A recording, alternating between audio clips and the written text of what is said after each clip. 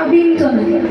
அதே மாதிரி கேட்கிறேன், 7 ஜென்மத்துக்கும் இப்ப இருக்க மனைவி தான் எனக்கு வேணும், அந்த மனைவி விட்டா வேற எந்த மனைவி கொடுத்தாலும் நான் ஏத்துக்க மாட்டேன்னு சொல்ற ஆண்கள்லாம் ஒரு முறை கையை தூக்குங்க பார்ப்போம்.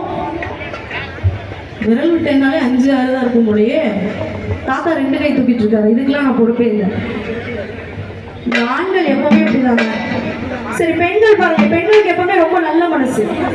7 ஜென்மத்துக்கும் இதே கணவன் தான் எனக்கு கணவனா வரணும்ன்ற பெண்கள்லாம் ஒரு முறை நல்ல கையை தூக்குங்க பார்ப்போம். வாய்ப்பே இல்லை போலயே.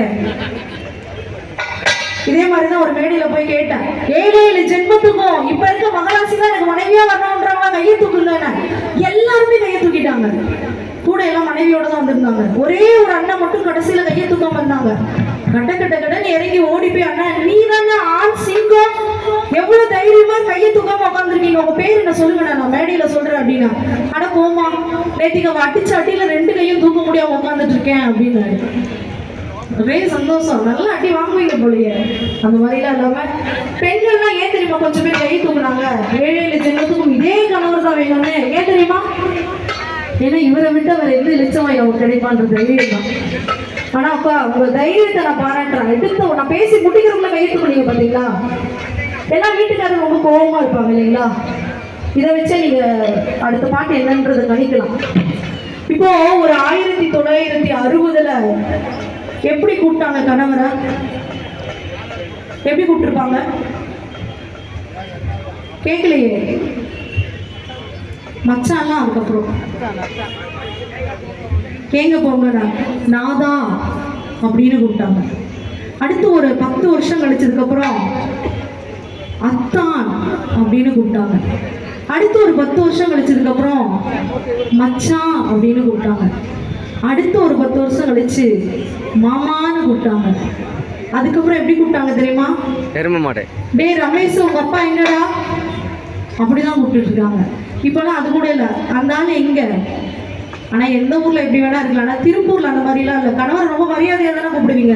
நான் எங்க வீட்டுக்கெல்லாம் பாருங்க, எங்க வீட்டுக்காரெல்லாம் ரொம்ப கோபக்காருங்க. சொன்னா நீங்க நம்பவே மாட்டீங்க. கோபம் வந்துச்சுன்னு வைங்களேன், தொடப்பு எடுத்து வீட்டெல்லாம் கூட்டி விட்டு பேசாம போய் படுத்துருவாரு. அப்படிப்பட்ட கோபக்காரு எங்க வீட்டுக்காரு. ஆனா அந்த கோபக்கார கூட வாழ்த்தி பாடுற அளவுக்கு எங்க தெம்மாங்க பாடுற ஒரு பாட்டு இருக்குன்னு வச்சுக்கோங்க. என்ன பாட்டுன்னு கண்டுபிடிச்சிட்டீங்களா? சத்தமா சொல்லுங்க. கேட்கல? கோபக்கார மச்சானா? பாடிடலாமா?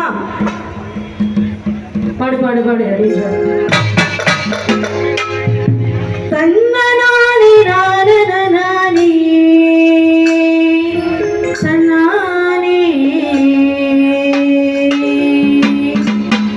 தன்னனானே நானே நானே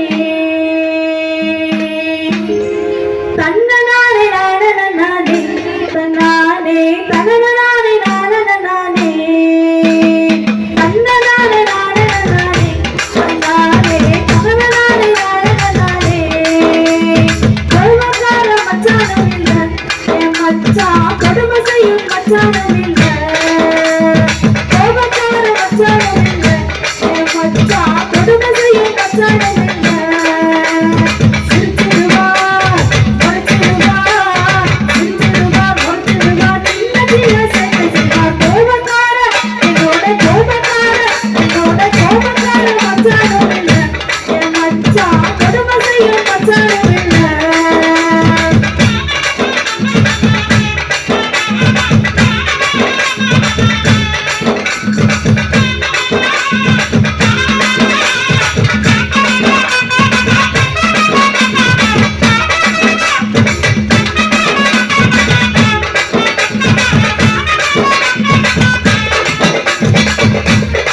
கண்காட்டு வந்ததும் இல்லை என் கிட்ட தாறுமாறா நடந்ததும் இல்லை.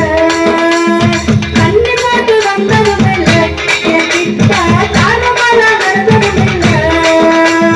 தாங்கிடுவா ஏங்கிடுவா, தாங்கிடுவா ஏங்கிடுவா, தங்க மேல சொல்லிடுவா. கோபக்கார என்னோட கோபக்கார என்னோட கோபக்கார மச்சானும் இல்லை என் மச்சான், கொடுமை செய்யும் மச்சானும் இல்லை.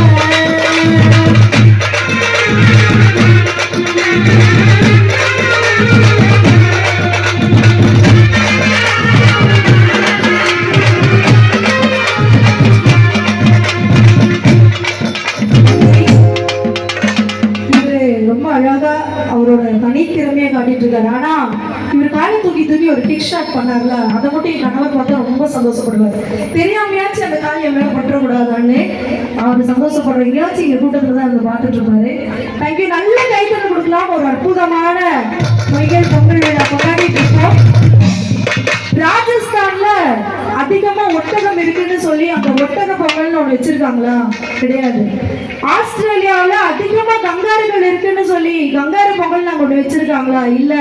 ஆனா நம்மளுடைய இந்தியாவில மட்டும்தான், நம்மளுடைய தமிழ்நாட்டுல மட்டும்தான் உழவனுக்கு உச்ச துணையாக இருக்கக்கூடிய எருதுக்கு கூட மாட்டு பொங்கல்னு ஒண்ணு வச்சு அந்த மாட்டை கூட கொண்டாடுறவங்க தமிழங்க. நம்மலாம் அற்புதமான தமிழ் கலைகளோட இது ரொம்ப சிறப்பா இருக்கு. நன்றி. மீண்டும்